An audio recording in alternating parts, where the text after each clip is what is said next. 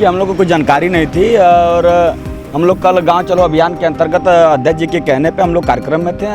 देर रात एक लिस्ट जारी हुई जिसमें हम लोग सूची से बाहर थे। नए लोगों को जगह दी गई थी जिनको हम लोग जानते भी नहीं हैं, न कभी कार्यकर्ता रहे हैं। और युवा मोर्चा का एक उम्र का दायरा है जिसमें कई लोग आप देख सकते हैं 35 साल के एवरेज में युवा मोर्चा के पदाधिकारी बना दिया गया।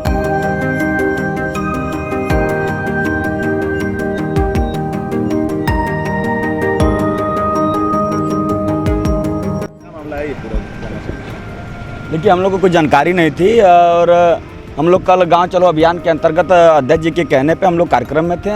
देर रात एक लिस्ट जारी हुई जिसमें हम लोग सूची से बाहर थे। नए लोगों को जगह दी गई थी जिनको हम लोग जानते भी नहीं हैं, न कभी कार्यकर्ता रहे हैं। और युवा मोर्चा का एक उम्र का दायरा है जिसमें कई लोग आप देख सकते हैं 35 साल के एवरेज में युवा मोर्चा के पदाधिकारी बना दिए गए।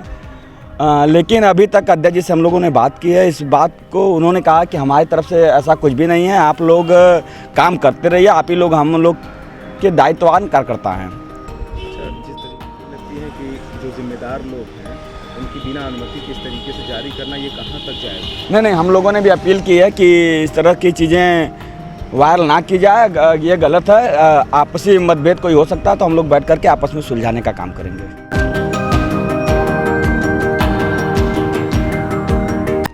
देखिए, बवाल कोई नया नहीं है। इसी बवाल से डर के भारतीय जनता पार्टी अभी तक उत्तर प्रदेश की लोकसभा की सारी सीटों का डिक्लेरेशन नहीं कर पाई। जैसे जैसे सीटों का डिक्लेरेशन होगा इसी तरह से क्लैश बढ़ता जाएगा, लड़ाई बढ़ती जाएगी आपस में। क्योंकि यहाँ पे जो मेन लड़ाई है वो पद और जो रिसोर्सेज हैं उसके बंटवारे को लेकर के लड़ाई। और ये लड़ाई देखिए, मुझे लगता है कि चरम पे पहुँच जाएगी। जैसे उत्तर प्रदेश की 80 लोकसभा सीटों का डिक्लेरेशन होगा भारतीय जनता पार्टी की, ये लड़ाई अपने चरम पे पहुंचेगी। और उत्तर प्रदेश में जो इनकी स्थिति है, जो नारा देते हैं ना कि 400 पार, तो हमारे राष्ट्रीय अध्यक्ष ने कहा 400 पार नहीं बल्कि 400 हार। और उत्तर प्रदेश से इसकी शुरुआत होगी। और जो हम लोगों का जो स्ट्रेटजी है 80 हराओ भाजपा हटाओ, उस स्ट्रेटजी को इन्हीं के लोग हम लोग को कोऑपरेट करेंगे कहीं न कहीं से, इन्हीं की आपस में लड़ाई करते हुए लोग। और रह गई बात, आपने जो जहाँ की बात कही है लालगंज, मुझे लगता है कि लालगंज की बात आप कर रहे हैं, तो वहाँ पे भी उनकी यही लड़ाई वहाँ भी है। जो लड़ाई बड़े लेवल पे है वही लड़ाई लालगंज में भी है। वहाँ भी पद और इसके संसाधनों को लेकर के आपस में उनका खींचतान है, बंदर बांट की लड़ाई है। अभी देखिए इसमें क्या होता है। मुझे तो लगता है कि उनका जो लालगंज की स्थिति है वो तो बहुत ख़राब है। भारतीय जनता पार्टी अभी से वहाँ पर हार मान गई है। और आजमगढ़ की दोनों सीटें समाजवादी पार्टी बम्पर वोटों से जीतने जा रही है और उनकी लड़ाई इसी तरह से जारी रहेगी। आप देखिएगा, लगातार ये लड़ाई जारी रहेगी, लोकसभा के चुनाव तक ये लड़ाई जारी रहेगी। अच्छा, जिस तरीके से सोशल मीडिया पे आपने भी देखा होगा, जिस तरीके से कमेंटबाजियाँ हो रही हैं कि पैसे लेकर के पद बांटे जा रहे हैं, एकदम खुलेआम पद बांटे जा रहे हैं, ये किस तरीके से आप देखते हैं? और चूँकि लोकसभा चुनाव सर पे है तो इस तरीके के बड़े नेता भी चुप हैं।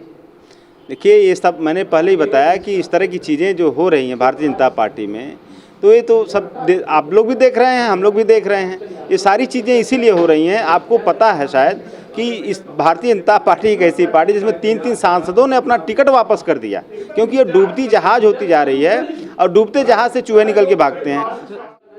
अब देखिए, भारतीय जनता पार्टी किसकी हितैषी है ये समझ में नहीं आता। ये सबकी विरोधी है, चाहे वो क्षत्रिय समाज हो, चाहे ब्राह्मण समाज हो, चाहे पीडीए के लोग हों। वो सिर्फ और सिर्फ अपना इनका स्वार्थ जहाँ सिद्ध होता है वहाँ कुछ दिन के लिए ये किसी को अपना बनाते हैं। जहाँ स्वार्थ इनका सिद्ध होना बंद हो जाता है ये उनके विरोधी हो जाते हैं।